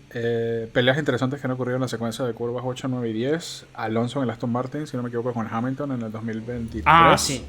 Sí, Hubo, mira, una hermosa batalla que hubo en esa carrera como de varias vueltas, en donde se vio el racecraft de Alonso defendiendo con un auto inferior. Muy interesante. Y un comentario controversial sobre estas curvas que metes el Hermann Tilke en los tilcódromos, de que yo creo que mi teoría conspirativa es que Hermann Tilke, hay curvas de su plantilla de curvas en la mesa de dibujo que nunca usó, y dijo, a ver, vamos a usar esta curvita que nunca he usado en mi vida aquí. Y es esa curva rarísima 9 y 10, que son bastante difíciles de tomar y muy importantes, porque ahí está el punto de detección de DRS, que me imagino que lo vas a mostrar ahorita, y luego viene el último DRS del circuito, que es una recta también importante. Claro, lo que vimos ahora es cómo hacer la curva. Ahora nos volvemos a enfocar esta curva porque hay que tomarla de otra manera a la hora de hablar de pelea de posiciones. O sea, lo que vimos recién es cómo querés hacer la curva ideal. Que vos venís ancho, venís por acá, frenás más o menos acá y te vas bien ancho, usás toda la pista y te metés. ¿Cuál es el problema? Que en una carrera no estás solo. Si tenés ventaja de auto y de neumático te vas a escapar, porque vieron que venimos de curva 4, 5, 6, 7 y 8, que es una secuencia de curvas muy cerradas, muy apretadas, donde si tenés ventaja de auto te escapás, porque hay mucho aire sucio. Pero si el de atrás llega a esta línea blanca, que es la zona de detección de DRS, a menos de un segundo, es importantísimo preparar la curva 10 para salir a la zona de DRS, a la tercera ya que tenemos en la vuelta, bien pisado. Dicho eso, si el rival viene a mucho menos de un segundo, tipo estamos hablando de 3-4 décimas, se puede tomar esta curva, la 9, agresiva, para poder meter el auto para la curva 10. Entonces creo que lo que hizo Alonso fue justamente eso. Hamilton venía ancho, como mostré recién, dejó la puerta abierta y Alonso simplemente no preparó la curva, sino que frenó acá completamente en diagonal, a súper agresivo, y se aseguró de que frenar tarde, meterle el auto, y daba igual si la curva 3 la hacía lenta. La curva 10 la hacía lenta. Pero él le metió la nariz acá y llegaron los dos lado a lado. Y Hamilton, como tiene un auto adentro, no puede chocar. Entonces, es una curva que te permite hacer líneas alternativas para poder pasar autos o para poder atacar e incomodarlos a menos. Porque la curva normal se hace tan ancha que si vos metes la nariz acá y lo obligás al auto a hacer una trazada no ideal, por más que vos comprometas tu propia línea de carrera y tu velocidad en la recta, también se la comprometes al rival. Y si tenés DRS, puedes atacarlo. Entonces se dan como, es lo mismo, gato y ratón, se dan muchos juegos de pelea de posición súper interesantes acá. Entonces, si hacen la línea para atacar, obviamente acá se ven súper comprometidos porque tienen que doblar un montón y la velocidad de curva va a ser muy lenta. Pero en fin, la curva es la misma. Se hace en tercera, vienen lo más ancho posible. Acá nomás está la zona de DRS. De hecho, muchas veces se dan de que hay autos que no pueden activar la zona de DRS porque todavía no están en cuarta fondo. O sea, está muy temprano en la zona de DRS. Entonces la tracción y cómo usas el piano y cómo salís de la curva 10 es súper importante. Porque vos querés estar a fondo lo antes posible. Y acá abrimos DRS. Y acá sí, ya llegamos a la recta. Quinta, sexta, séptima, octava. Y acá es donde se puede ver la acción, tipo movimientos de frenada, defensas. Acá se ve de todo, ¿no, Manu? Tipo, acá tenemos... Sí, es acá otra vamos de a las ver zonas de bastante acción. Sí. Acá llegamos a la frenada de la curva 11, que casi me paso. La curva 11 se hace bastante profunda. Este es otro punto donde los autos usan toda la pista y un poco más. Algunos llegan a usar más allá del piano, aunque lo ideal es no salirse del piano. Pero la realidad es que tenés agarre afuera también. El tema de que está el pasillito ese que se ve para que corra el agua, donde ahí sí que no tenés agarre, porque es metal y nada. Pero si pueden poner la rueda tipo acá, tenés agarre. Entonces esta es una frenada donde... De hecho, fíjate que en el juego hay huellas afuera del piano. Esta es una de esas frenadas donde también puedes usar más allá de la pista para frenar. Las frenadas son más o menos 70, 60, 80 metros, dependiendo del auto, dependiendo del perfil, dependiendo si están peleando, si están en quali, simulación de carrera, ahorrando combustible. Tipo, esta es una curva donde se gestiona. La curva van a llegar en séptima u octava. Ponerle que llegan en octava. Van a frenar a 70 metros más o menos. Van a bajar a cuarta. Van a mantenerse acá bien ancho la mayor cantidad de tiempo posible. Y acá más o menos querés doblar. Van a doblar en cuarta. Acá ya querés estar acelerando. Se puede tocar este piano. No es ideal, pero se puede tocar este piano. Y acá tenemos un punto interesante porque... Como se puede ver, hay como un pequeño cambio de peralte de izquierda a derecha. Y encima la curva está en subida. Es una curva de cuarta marcha muy rápida. pero no es lo suficientemente rápido como para tener toda la carga aerodinámica del auto. Entonces muchas veces pasa acá de que los neumáticos traseros, especialmente el trasero derecho, no tienen la suficiente carga como para aguantar un acelerador a fondo. Entonces muchas veces los autos llegan acá con 70-80% acelerador y lo aceleran a fondo de golpe y el neumático trasero dice no vimos en Disney y vamos a ver varios autos por acá dando vueltas, trompeando en distintas direcciones, mirando en distintas posiciones. Tipo, esta es una de esas curvas donde vamos a ver un 360 a lo largo del fin de semana seguro, porque alguien va a cometer algún error acá. Tipo, alguien va a quedar mirando en cualquiera de estas direcciones. Puede llegar a pasar, es porque eso, el cambio de altura y el cambio de la transferencia de peso del auto de izquierda a derecha es muy agresiva, más de lo que parece, y no tienen la carga aerodinámica para aguantar. Entonces por eso podemos llegar a ver errores, y aunque no trompeen, muchas veces vamos a ver autos de que en el afán de no perder el control del auto van a hacer algún que otro movimiento y van a terminar acá. Esto pasa mucho en clasificación, de que acá los autos se van ancho, más de la cuenta, más de lo que deberían, es muy difícil calcular el punto justo donde puedes acelerar a fondo, entonces acá podemos llegar a ver muchas vueltas anuladas. En la zona de escape queda otro circuito. No, sí, es otra. O sea, muchos desearían que fuera parte del circuito, porque Sí, les ahorraría definitivamente. muchos problemas. Sí, hasta puede llegar a haber huella ahí, no me sorprendería. Sí, seguramente. Eso es curva 11, acá llegamos a curva 12. Curva 12 es toda esta secuencia hacia la derecha. Esto se hace completamente a fondo. Acá es muy importante la línea. Obviamente pueden usar, más allá de la pista, van a ver en la preparación de la curva 12. Me vuelvo a meter para atrás un poquito. Ok, no tanto acá. Pero sí vamos a ver autos que preparan la curva 12 más o menos acá. Porque los dos objetivos de la curva 12 es, uno, ser lo más suave posible con el volante para no gastar el delantero izquierdo de más, porque acá llega todavía cagado a palos de la curva 10, tipo todavía se está recuperando el neumático, entonces no querés usar esto de volante y poner todo el estrés en la delantera izquierda, querés ser suave, pero el acelerador va completamente a fondo. Y el otro punto es tratar de acercarte lo más posible a este piano sin tocarlo. Porque acá, si como venís en séptima marcha, arriba de 250 km por hora, tenés carga aerodinámica. Y si tocas el piano y levantás el auto, perdés gran parte de la carga aerodinámica generada por el piso y podés llegar a terminar súper ancho. He visto errores de clasificación acá donde tocan ese piano y en el afán de corregir terminan acá ancho. Puede llegar a pasar. No es tan normal, pero puede llegar a pasar. Y acá llegamos al final del sector 2. Acá en algún punto, por alguna razón, este juego no está en las rayas blancas, pero está más o menos por acá. Ahí está, ahí se dio justo el cambio de sector. Acá está el cambio de sector 2 al sector 3. Y acá viene la frenada para la curva 13. Van a llegar más o menos en séptima, quieren ir lo más ancho posible.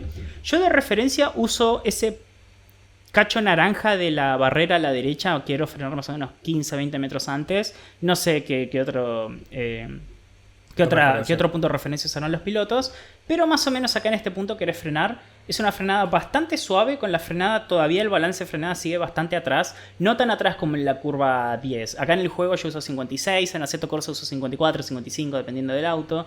Pero todavía querés un balance de frenada bastante para atrás. Porque fíjate de que estamos cuesta abajo. Hay un cambio de altura, digamos, hacia abajo. Y si tenés los frenos adelante, es muy fácil bloquearlos o desestabilizar el auto. Entonces acá van a bajar a cuarta. Esta es una de esas curvas donde querés tener una buena transición sin acelerar ni frenar. Atacás el piano con de todo, siempre y cuando no le pegues al volardo. Esa es la referencia, podés usar todo el piano. Y acá sí querés acelerar a fondo. Acá es muy fácil irse ancho porque como estás cuesta abajo, el auto como que te lo tira para la izquierda. Entonces acá vamos a ver más que un auto tipo acomodando el volante para intentar no perder el control del auto. Vamos a ver muchas coleadas de autos. Perdidos en sí, a 100%. Acá hay autos que se van. Hay autos que terminan acá, 100%. Sí, sí acá podemos llegar a ver muchas vueltas de clasificación. Y acá llegamos a la recta, la última recta antes de la recta principal, en camino hacia la 14. Y acá es donde empiezan a gestionar batería los autos. Si estás defendiendo, es acá donde querés usar una buena parte, no toda, una buena parte de la batería. Porque acordate de que hasta la vuelta 4 de esto es todo sector recta. Tipo es esta recta principal y la recta entre la 3 y la 4. Entonces tenés que gestionar mucho la batería. Y bueno, y acá tenemos la zona de detección de DRS. Creo que está en el medio de la frenada, al igual que en la curva 1. Es esta, ¿no? Sí, ok, es esta, fíjate. Esta frenada se hace más o menos en 95-100 metros, es apenas pasando el cartel de 100. Y vos fíjate que la zona de detección de DRS está a los 103, 104 metros. Entonces hay mucho juego de gato y ratón, hay mucho tira y afloja, hay mucha pelea por quién frena dónde para ver hasta dónde, o sea, si tenés el primer DRS de la recta principal. Está acá la zona de detección en la frenada, es impresionante, tipo, es muy molesto esta frenada acá. Aquí se empiezan a gestionar el adelantamiento que probablemente termine en la segunda zona de DRS entre las curvas 10 y 11. Se empieza a gestionar. Claro, sí, aquí, sí. Aquí. Así. Sí. Y si lograste pasar, el de atrás empieza a gestionar para atacarte a vos. O sea, tenemos. Es mucho ida y vuelta.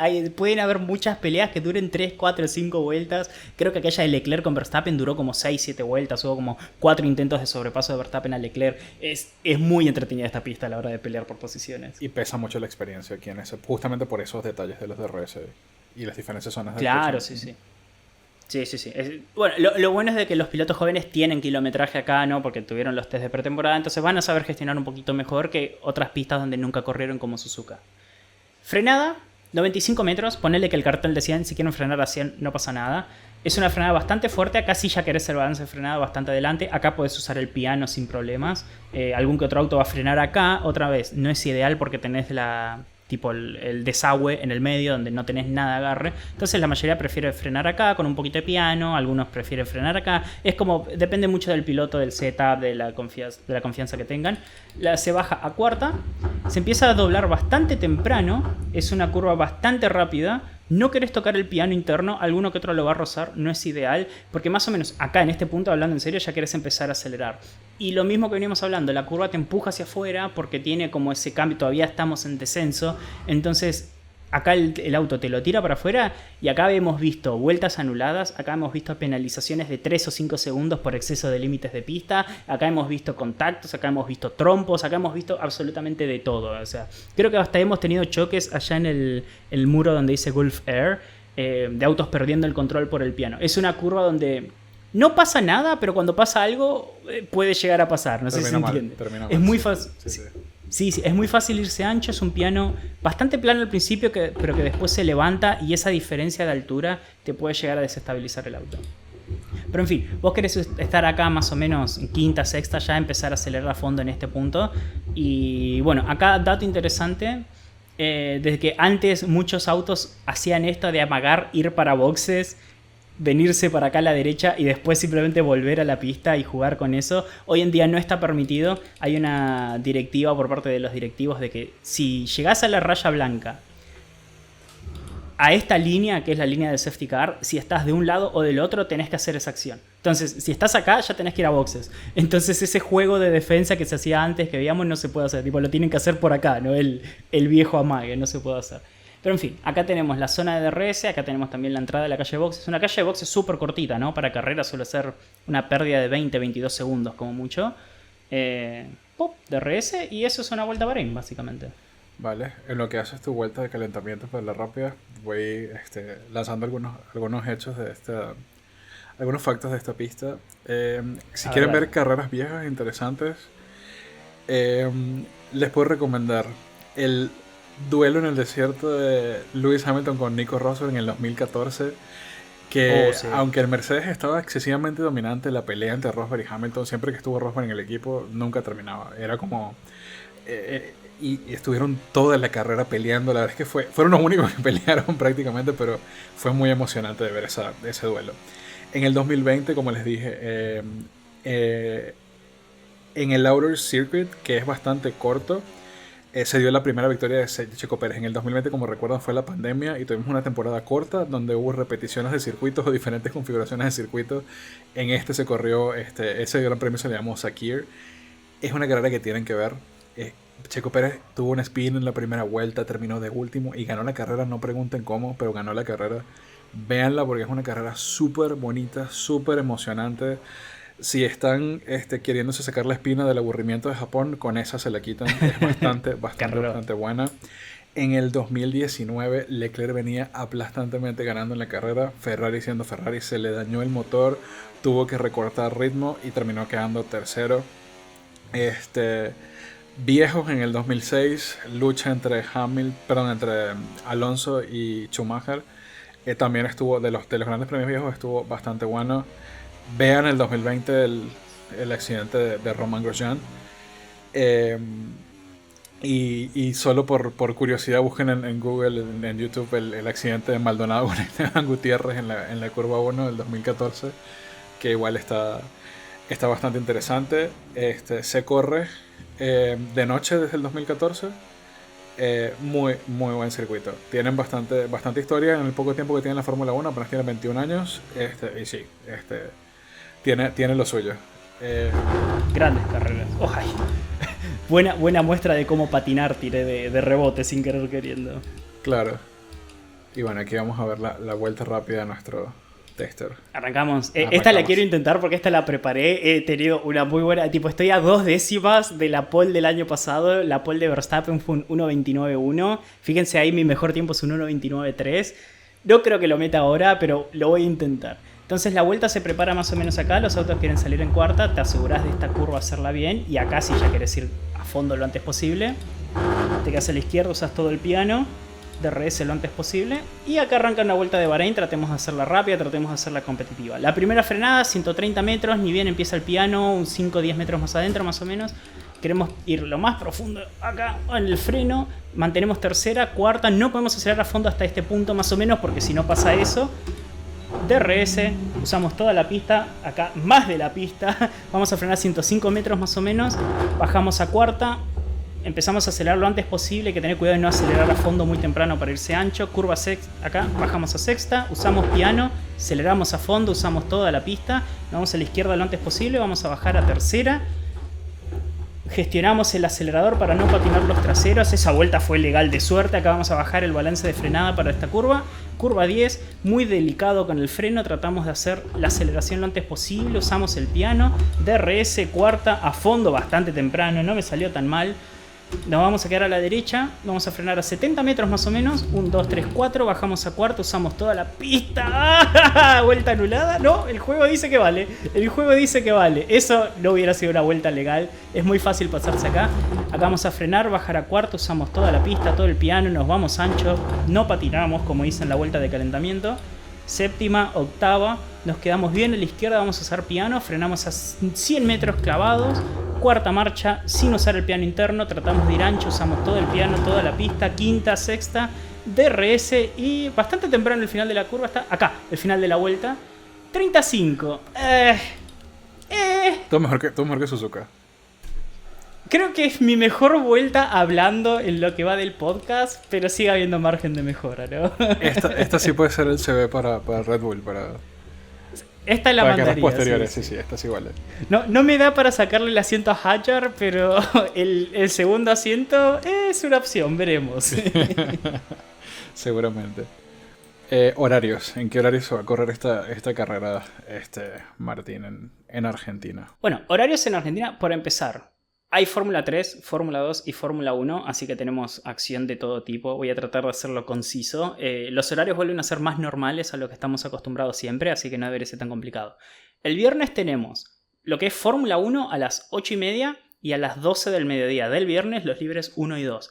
Y en el medio, a partir de las 5 de la mañana, ya tenemos libres de Fórmula 3, después a las 6 libres de Fórmula 2, y las clasificaciones de Fórmula 3 y Fórmula 2 son a las 10 de la mañana y a las 11 de la mañana, antes de los libres 2 de la Fórmula 1, que son a las 12. Con eso termina la jornada. Entonces repasemos: 8:30 libres de la Fórmula 1 y a las 12 los libres 2 de la Fórmula 1, pero antes y en el medio tenemos acción de Fórmula 1 y de Fórmula 2 con entrenamientos y clasificación. Ok, aquí en México, jornada del viernes, Fórmula 1, práctica 1, 5:30 de la mañana, práctica 2, 9 de la mañana, y igualmente antes, y en el medio de esas dos tenemos práctica de la Fórmula 3 a las 1:55 de la madrugada, práctica de la Fórmula 2 a las 3:05, calificación de la Fórmula 3 a las 7 de la mañana, y calificación de la Fórmula 2 a las 7:55 de la mañana, bueno, a las 8 de la mañana, y eso concluye la jornada del viernes. Mucho más complicado, mucho más incómodo para ustedes de lo que me esperaba. No me había dado cuenta, claro, con las 3 horas de diferencia a ustedes les toca todo de madrugada. Acá toca madrugar al revés, en lugar de desvelarte te tienes que parar muy temprano. Claro. Bueno, el sábado más cómodo en general para nosotros, arranca la acción. Esto sí que es para verlo todo el día. Levántense temprano el sábado porque vale la pena las carreras de de Fórmula 2 y Fórmula 3 suelen ser muy entretenidas. Acá tuvimos el primer podio de Colapinto, tipo, no sé si fue el primero, ahora dudo. Creo que fue cuarto, su primera carrera. En fin, da igual. Arranca la Fórmula 3 a las 7:15 de la mañana. A las 9:30 tenemos los libres 3 de la Fórmula 1. A las 11:15 la carrera corta, la sprint de la Fórmula 2. A la 1 de la tarde la clasificación de la Fórmula 1. Es mucha acción, es muy entretenida esa mañana. Pero bueno, lo más importante para la Fórmula 1 es 9:30 los libres 3. Y a la 1 de la tarde la clasificación. En México, el sábado, la sprint de la Fórmula 3 a las 4:15 de la mañana. Práctica 3 de la Fórmula 1 a las 6:30 de la mañana. Sprint Race de la Fórmula 2 a las 8:15 de la mañana. Y la calificación de la Fórmula 1 es a las 10 de la mañana. Entonces, Fórmula 1, 6:30 de la mañana, práctica 3. Y clasificación a las 10 de la mañana para verla desayunando y tomándose un cafecito. Claro, ustedes literalmente tienen el horario que nosotros tenemos en las carreras europeas. Lo tenés vos en Bahrein ahora. ¡Qué envidia! Extraño ese horario. Claro, de las otras categorías no hablemos, pero esta sí está bien para la Fórmula 1. No, sí. Sí. Incomodísima Fórmula 3. Domingo. Toda la acción arranca a las 7 de la mañana con Fórmula 3, 8:30 la Fórmula 2 y bueno, a las 11 arranca la precarrera porque tenemos el Gran Premio de Bahrein el domingo a las 12 del mediodía. Horario cómodo, no hay con qué darle. O sea, te podés levantar un poquito tarde, si te vas de joda te podés levantar sin problemas a las 12 con un cafecito, almuerzo, no sé, asado, lo que haya, y ves la carrera al mediodía, súper cómodo el horario. Y el domingo aquí en México, carrera larga de la Fórmula 3 a las 3:55 de la mañana, carrera larga de la Fórmula 2 a las 5:25 y la carrera es a las 9 de la mañana. ¡Ah, qué envidia! Ustedes tienen el No horario. sé si me levante para ver las otras carreras, pero para la Fórmula 1 sí está perfecto. Sí. ¡Ay, qué envidia! ¡Devolveme mi horario, Manu! Sí, para los próximos Durgonazos vamos a tener un Patreon en donde los vamos a incluir en nuestras carreras de F124 seguramente. O para jugar algún jueguito para mantenernos despiertos. Ya eso se viene en algún momento del año seguramente. Sala de Among Us en Patreon, coming soon. Se cocina el Patreon, se cocina.